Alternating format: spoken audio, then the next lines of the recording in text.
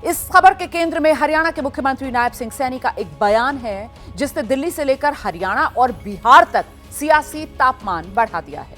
दरअसल रविवार को गुरुग्राम में ज्योतिबा फुले का जयंती कार्यक्रम, इस कार्यक्रम में हरियाणा के मुख्यमंत्री नायब सिंह सैनी ने बिहार चुनाव को लेकर कहा, हम बिहार चुनाव सम्राट चौधरी के नेतृत्व में लड़ेंगे। सैनी ने यह भी कहा कि हरियाणा के बाद अब बिहार में विजय की बारी है। सीएम सैनी जब ये बोल रहे थे, तब कार्यक्रम में बिहार के डिप्टी सीएम सम्राट चौधरी, उत्तर प्रदेश के डिप्टी सीएम केशव प्रसाद मौर्य समेत एनडीए के कई बड़े नेता मौजूद थे। सीएम सैनी के सम्राट चौधरी को लेकर दिए इस बयान ने एक नई सियासी बहस छेड़ दी है। दरअसल एनडीए अब तक यही कह रहा है कि नीतीश कुमार के नेतृत्व में बिहार चुनाव लड़ा जाएगा, लेकिन चुनाव के बाद नीतीश सीएम बनेंगे या नहीं, इस पर तरह तरह के कयास हैं। अब हरियाणा के मुख्यमंत्री कह रहे हैं बिहार चुनाव सम्राट चौधरी के नेतृत्व में लड़ेंगे। अब ये सोची समझी रणनीति के तहत दिया गया बयान है या फिर सिर्फ एक कयास है, ये जानना अहम हो जाता है। पहले आपको हरियाणा के सीएम नायब सिंह सैनी का वो बयान सुनवा देती हूं और फिर इस बयान के सियासी मायने क्या हैं वो बताएंगे विस्तार से। बात आप लोगों को जरूर कहूंगा, भाइयों, सम्राट चौधरी जी बैठे हैं, हरियाणा के बाद बिहार की बारी है। ये विजय की पताका ये रुकनी नहीं चाहिए। ये विजय का झंडा ये बिहार के अंदर भी फहराया जाएगा और हमारे सम्राट चौधरी के नेतृत्व में फहराया जाएगा। हरियाणा के मुख्यमंत्री नायब सिंह सैनी ने सम्राट चौधरी को लेकर ये जो बयान दिया काफी अहम हो गया। सियासी गलियारों में चर्चा है कि नायब सिंह सैनी ने धीरे से इस बात को आगे बढ़ाया है ताकि माहौल को भांपा जा सके। अब सवाल है, एनडीए में सीएम उम्मीदवार को लेकर अलग अलग बयान क्यों आ रहे हैं? क्या नायब सिंह सैनी का यह बयान जेडीयू के लिए एक मैसेज है? क्या बिहार में बीजेपी जीत के बाद नीतीश कुमार से किनारा करने की प्लानिंग कर रही है, जैसा विपक्ष भी कह रहा है? या फिर हरियाणा के मुख्यमंत्री का सम्राट चौधरी के नेतृत्व में चुनाव लड़ने का बयान महज एक कयास है? कहते हैं कि धनुष से निकला हुआ तीर और जुबान से निकली हुई बात वापस लौटकर आती नहीं, और यहां भी कुछ ऐसा ही नजर आ रहा है। तभी तो सैनी के इस बयान पर एनडीए भी अब संभल संभल कर बोल रहा है। बीजेपी कह रही है बिहार में एनडीए सामूहिक नेतृत्व में चुनाव लड़ेगा। जेडीयू कह रही है बिहार में एनडीए की सरकार बड़े बहुमत से बनेगी, अगुवाई इसकी नीतीश कुमार करेंगे। आरजेडी कह रही है 2 दिन बाद दूसरा नाम आ जाएगा। ये लोग आपस में नूरा कुश्ती करते रहे हैं। कांग्रेस ने इसे एनडीए के भीतर चल रही खींचतान करार दे दिया है। हरियाणा के मुख्यमंत्री नायब सिंह सैनी ने यह बयान गुरुग्राम में दिया, लेकिन इसकी तपिश पटना तक महसूस की जा रही है।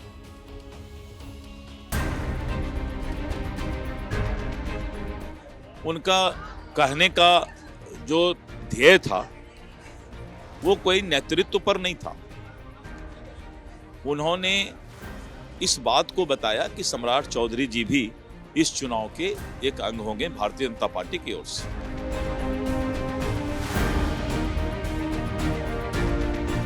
बिहार में बीजेपी का सीक्रेट प्लान हरियाणा के मुख्यमंत्री जी ने लीक कर दिया। अब तो जेडीयू को मान लेना चाहिए कि बिहार में बीजेपी के मुख्यमंत्री श्री सम्राट चौधरी जी होंगे। विपक्ष के पास कोई मुद्दा नहीं बचा ना, दिक्कत यही है। अपने घर की कला तो संभाल लें, एनडीए पे छोड़ दीजिए किसके साथ क्या करना है नहीं करना है। केंद्रीय गृह मंत्री अमित शाह का बयान, माननीय सम्राट चौधरी जी का बयान, एनडीए घटक दल के 5 दल के प्रदेश अध्यक्ष का बयान, तो बिहार की सरजमी से एक ही आवाज निकलती है, नीतीश है तो निश्चिंत। बिहार में एनडीए और महागठबंधन एक जैसे सियासी संकट में फंसे हैं, और यह संकट है सीएम और सीटों के बंटवारे को लेकर। कुल मिलाकर दोनों गठबंधन में एक ही सवाल टेंशन का कारण है, और सवाल यही है, कौन बनेगा मुख्यमंत्री?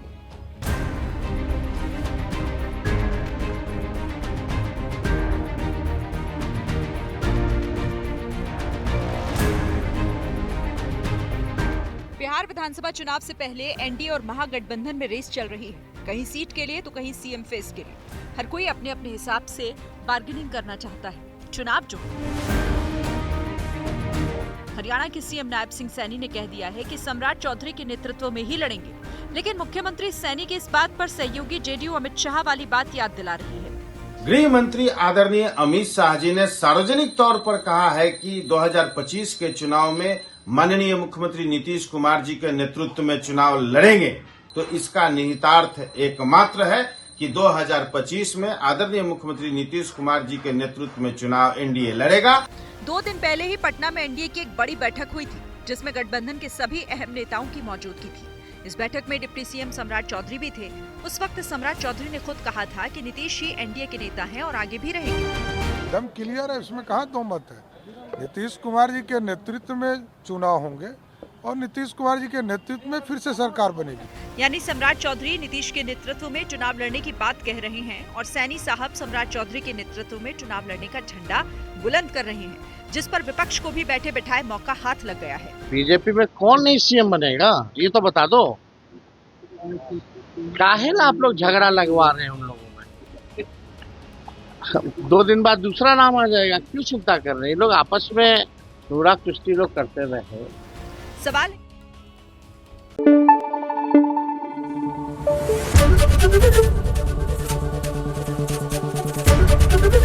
एबीपी न्यूज आपको रखे आगे।